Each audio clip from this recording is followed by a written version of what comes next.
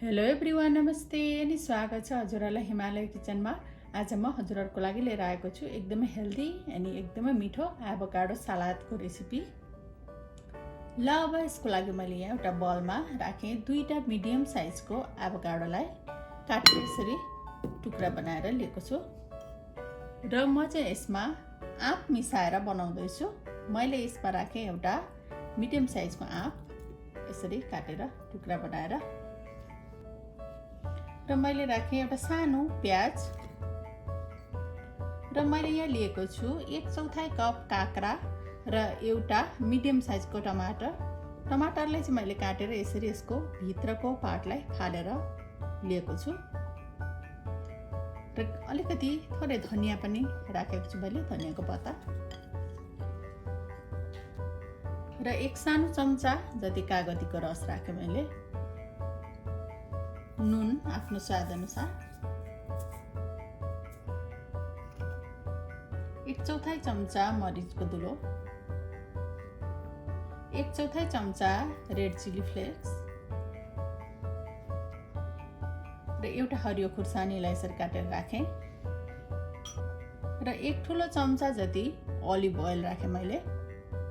Oil चाहिँ अलिभ oil नलिएर अरू आफूसँग जुन ओइल छ त्यो लिएर बनाउँदा पनि हुन्छ।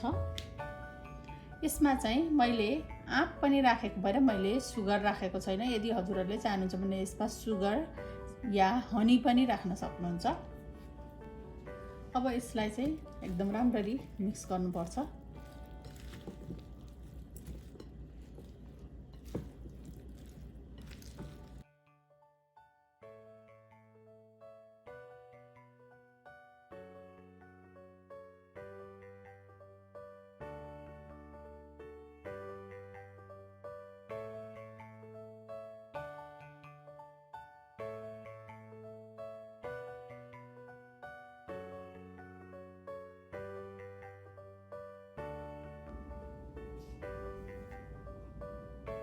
ल यति गरेपछि हाम्रो एभोकाडो अनि म्याङ्गो मिक्स सलाद अब रेडी भएको छ खानको लागि।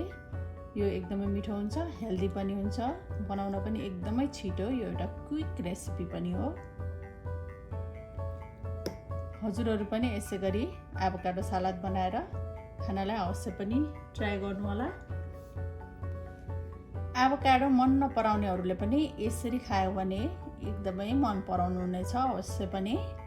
हस् त यो हेल्दी यमी एभोकाडो म्याङ्गो सलादको रेसिपी हजुरहरूलाई राम्रो लाग्यो भने हाम्रो भिडियोलाई लाइक, कमेन्ट, सेयर गरिदिनु होला। यस्तै रेसिपीहरूको लागि हाम्रो च्यानललाई सब्सक्राइब पनि गरिदिनु होला। सब्सक्राइब गरिसकेपछि नजिकै रहेको नोटिफिकेसन बेललाई पनि अवश्य पनि क्लिक गरिदिनु होला। फेरि पनि यस्तै मिठो परिकारको रेसिपी लिएर आउने नै छु। हाम्रो भिडियो हेरिदिनु भएकोमा हजुरहरूलाई धेरै धेरै धन्यवाद।